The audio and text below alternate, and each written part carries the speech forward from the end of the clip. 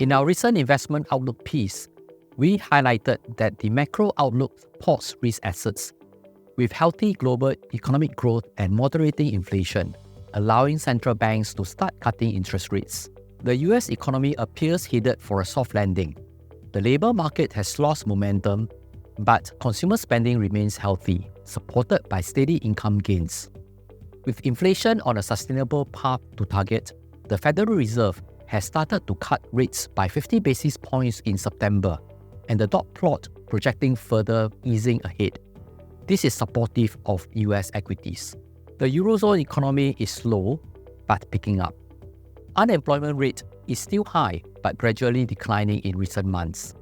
The European Central Bank cut its deposit rates by 25 basis points in September and has guided for 25 basis points cut quarterly to support the economy. So far, policy measures in China to rescue the property market and support consumption have had a relatively muted impact. China will require more proactive fiscal measures and more dovish monetary policies to support growth and address the deflationary pressure. The Bank of Japan has kept its policy settings unchanged in September, after its last rate hike in July led to sudden yen strength and significant sell-off in its equities market. We are positive on US equities. Earnings expectation for the third quarter is decent, and the Fed is cutting rates into a soft landing. There's, however, some short-term de-risking from the artificial intelligence theme and uncertainty from the US election.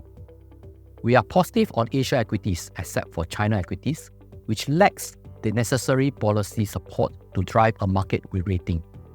In North Asia, we are positive on South Korea equities as the Value Up program continues to drive greater value for shareholders.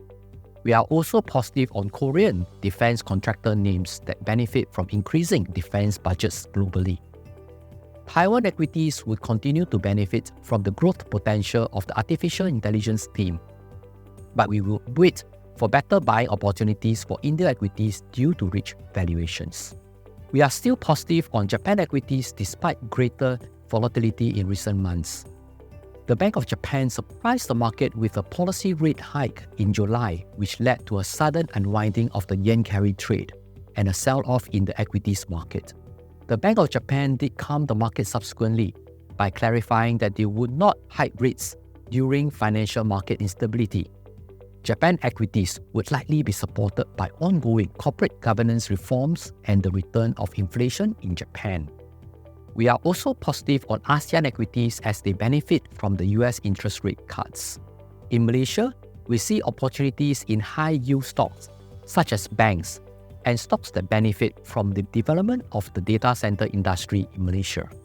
In Indonesia, we are positive on high-quality domestic-oriented banks with solid deposit franchises and quality consumer names. In Thailand, we are positive on stocks in the consumer, healthcare, and tourism-related sectors. For bonds, we are positive on investment-grade bonds, which are supported by benign macro environment and strong corporate fundamentals. Spreads, though tight, are likely to remain stable with interest rates being the main driver of returns. We like short-dated investment-grade bonds as the current inverted yield curve offers investors attractive absolute yield for their investments. Investors are also protected from the volatile price movements for long-dated securities arising from interest rate swings observed in the market recently.